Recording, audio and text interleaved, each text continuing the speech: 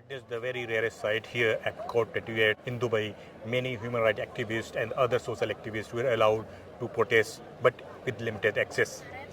Besides that, there were many other announcements and the contribution, especially for the health and disease during the plenary session. Today at the COP28 summit, you can see here at the background that lots of ministers and the policymakers, they're discussing about the health issues across Africa region and how much they are announcing the funds and all. Even earlier that Bill Gates and Rima Al-Hashimi and Sheikh Nayan also spoke about it. Pleased today to announce that as a founding partner of Reaching the Last Mile Fund, His Highness Sheikh Mohammed bin Zayed Al Nahyan, the President of the United Arab Emirates, will commit $100 million to the expansion of the fund to reach all 39 countries in Africa.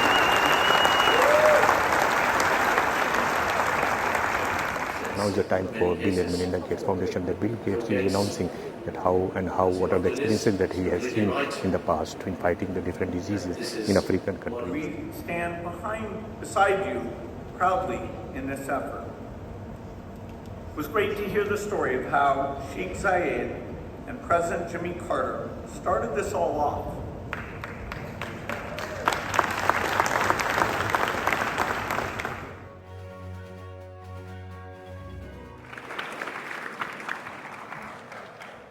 From Bill Gates to Rima Al-Hashimi from UAE, she was there to announce and describe that how UAE government has helped some of the African countries, and now they are also committed to support for the longer term.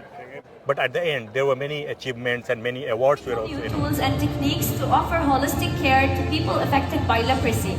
He is particularly celebrated for developing a self-care kit, which has been used in over 80,000 cases to support the dressing and care of ulcers, reducing the need for costly travel to health clinics. He has also designed simple surgical tools and techniques to support the delivery of care to people in marginalized communities across India. From India, Atul Shah was the winner, and the Nigerian ex-president, former president, was also announced as awardee for the lifetime achievement. She worked for the women's rights and other activism in Nigeria. Please join me in celebrating Her Excellency Ellen Johnson Sirleaf. She is the voice of peace and justice and an advocate for health for all.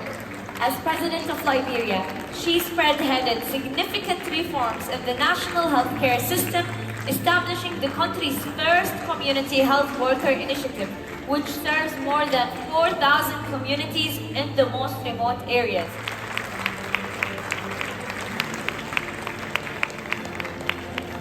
Let's hear her that what she has to say for the youths as well as to support the women cause across the world. African countries that you have won the Lifetime Achievement Award. And how do you feel that when you achieve this? My Life Achievement Award, or any award that I have received, I do it on behalf of the people who support me, the women who work with me, the women who I can talk to and can ensure that I begin to respond to their needs. So for me, I gave that award to the women of Liberia, to the women of Africa, and to the women of the world. Yeah, and you see that the world is changing. They don't care too much about the issue which is very practical, Then how do you see this in new policymakers? They don't, pay attention to that. No, the world is going through some very difficult times, uncertainties and complexities. But this means that it's a time for change. It's a time for reform.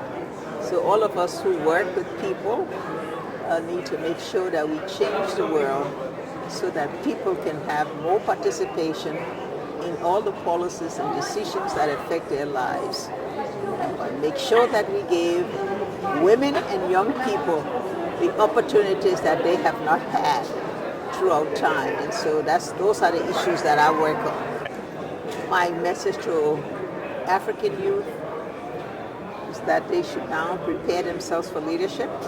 That means you get the best quality education. That means that you remain very mindful of the changing world and the structures, and that you use every opportunity you have to be able to prepare yourself for leadership that will make Africa the Africa we want in accordance with Africa 2063. Thank you so much. Now it's time to hear Bill Gates. Bill Gates also announced some of the contribution or the funding to the different NGO partners or the agencies, those who are working on the ground, especially in the African countries. Besides that, Reem Al-Hashmi, the International Cooperation Minister from UAE, she also announced $100 million for some of the African countries to fight the disease.